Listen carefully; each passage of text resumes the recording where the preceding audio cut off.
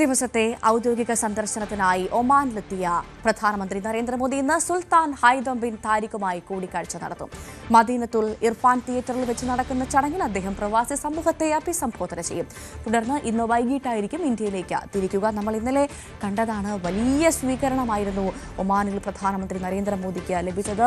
അവിടെ അദ്ദേഹത്തെ സ്വീകരിക്കാൻ ഇന്ത്യൻ സമൂഹത്തിലെ ആളുകളടക്കം എത്തിയിരുന്നവരൊക്കെ വലിയ സന്തോഷത്തോടുകൂടി, വലിയ ഹർഷാരവത്തോടുകൂടിയായിരുന്നു പ്രധാനമന്ത്രിയെ സ്വീകരിച്ചത്. ആ ദൃശ്യങ്ങളാണ് ഇപ്പോൾ പ്രേക്ഷകർ കണ്ടുകൊണ്ടിരിക്കുന്നത്. എന്തായാലും ഇന്ന് അദ്ദേഹം ഇന്ത്യൻ സമൂഹത്തെ ഒമാനിൽ അഭിസംബോധന ചെയ്യുമെന്നുള്ള വിവരങ്ങൾ കൂടി പുറത്തു വരുന്നുണ്ട്. അജയ് സുധാ ബിജുവിനോട് തന്നെ ചോദിക്കാം വിവരങ്ങൾ. അജയ്, ഇന്നെന്തായാലും അദ്ദേഹം ഇന്ത്യൻ സമൂഹത്തെ അഭിസംബോധന ചെയ്യുന്നു. ഏറ്റവും പ്രധാനമായി ഇന്ത്യ ഒമാൻ സൗഹൃദം അത് ഊട്ടിയുറപ്പിക്കുക എന്നൊരു ലക്ഷ്യം കൂടി അദ്ദേഹത്തിൻ്റെ ഈ രണ്ടാമത്തെയുള്ള പ്രധാനമന്ത്രിയെ കുറിച്ചുമുള്ള രണ്ടാമത്തെ സന്ദർശനം കൂടിയാണ് ഒമാനിലേക്ക്. അപ്പോൾ അതും കൂടിയാണ് ഇവിടെ ശ്രദ്ധേയമാകുന്നത്. ഏതൊക്കെ പ്രധാനപ്പെട്ട കരാറിൽ ഒപ്പിടാൻ സാധ്യതയുണ്ട്? എപ്പോഴത്തേക്കായിരിക്കും അദ്ദേഹം ഇന്ത്യൻ സമൂഹത്തെ അവിടെ അഭിസംബോധന ചെയ്യുക? എന്താണ് വിശദാംശങ്ങൾ? ഭവ്യ, ഇന്ത്യയും ഒമാനും തമ്മിൽ നിലവിൽ തന്നെ നിരവധി നയതന്ത്ര കരാറുകൾ, അതുപോലെ തന്നെ വ്യാപാര കരാറുകൾ, സൈനികമായിട്ടുള്ള ബന്ധം ഇതെല്ലാം നിലനിൽക്കുന്നുണ്ട്. അപ്പോൾ ഇത്തരം ബന്ധങ്ങൾ അത് കുറച്ചുകൂടി ഊട്ടി ഉറപ്പിക്കുക എന്നുള്ളതാണ് പ്രധാനമന്ത്രി നരേന്ദ്രമോദിയുടെ ഏറ്റവും പുതിയ സന്ദർശനത്തിൻ്റെ ലക്ഷ്യമെന്ന് പറയുന്നത്. അദ്ദേഹത്തിൻ്റെ ത്രിരാഷ്ട്ര സന്ദർശനത്തിൻ്റെ അവസാന ദിവസമാണെന്ന്. ഒമാനിൽ അദ്ദേഹം ഇന്നലെ എത്തിയിരുന്നു. ഇന്നലെ മസ്കറ്റ് എയർപോർട്ടിൽ അദ്ദേഹത്തിന് വളരെ വലിയൊരു സ്വീകരണമാണ് ലഭിച്ചത്. അവിടുത്തെ പ്രതിരോധ ഉപപ്രധാനമന്ത്രിയാണ് നേരിട്ട് എയർപോർട്ടിലെത്തി അദ്ദേഹത്തെ സ്വീകരിച്ചത്.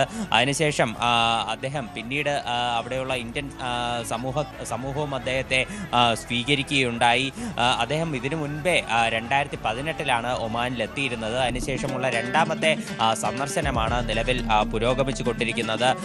അൽ ബുസ്താൻ പാലസിൽ വെച്ചാണ് അവിടെ ഈ ഒമാനിലുള്ള ഇന്ത്യക്കാർ അദ്ദേഹത്തെ വരവേറ്റത്. മാത്രമല്ല, ഈ അൽ ബുസ്താൻ പാലസിൽ വെച്ചിട്ട് ഈ നരേന്ദ്രമോദിക്ക് മുന്നിൽ നിരവധി കലാരൂപങ്ങൾ അവതരിപ്പിക്കുകയും അതുപോലെ തന്നെ ഇന്ത്യൻ ഭക്ഷണങ്ങൾ അദ്ദേഹത്തിന് നൽകുകയും എല്ലാം ചെയ്തിരുന്നു.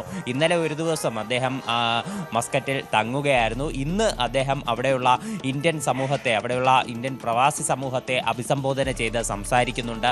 മൊത്തം 6 ലക്ഷത്തിലധികം ഇന്ത്യക്കാർ നിലവിൽ ഒമാനിൽ വസിക്കുന്നുണ്ട്. അപ്പോൾ ഇവരെ എല്ലാവരെയും അഡ്രസ്സ് ചെയ്തുകൊണ്ട് പ്രധാനമന്ത്രി നരേന്ദ്രമോദി ഇന്ന് സംസാരിക്കും.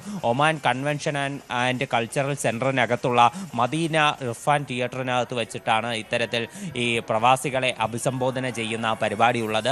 അതിനുശേഷം അവിടെയുള്ള ഒമാൻ സുൽത്താനെ പ്രധാനമന്ത്രി നരേന്ദ്രമോദി നേരിട്ട് കാണും. സുൽത്താൻ ഹൈതം ബിൻ താരിഖുമായിട്ടുള്ള കൂടിക്കാഴ്ചയാണ് അതിനുശേഷം ഈ നടക്കുക.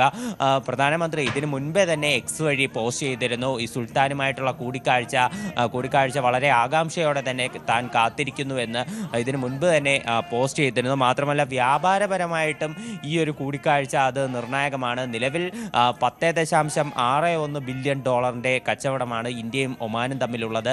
ഈ കച്ചവട ബന്ധം അത് കുറച്ചുകൂടി ശക്തമാക്കാനുള്ള കരാറുകൾ ഇപ്പോൾ നിലവിൽ ഇന്ന് ഇരുവരും തമ്മിലുള്ള കൂടിക്കാഴ്ചയിൽ ഒപ്പിട്ടേക്കുമെന്നാണ് വിവരം. മാത്രമല്ല, ഇന്ത്യൻ സൈന്യവും ഒമാൻ സൈന്യവും സംയുക്തമായിട്ടുള്ള സൈനിക അഭ്യാസങ്ങൾ, ഇന്ത്യൻ മഹാസമുദ്രത്തിലെ പെട്രോളിംഗ് തുടങ്ങിയവ ഇപ്പോഴും പുരോഗമിക്കുന്നുണ്ട്.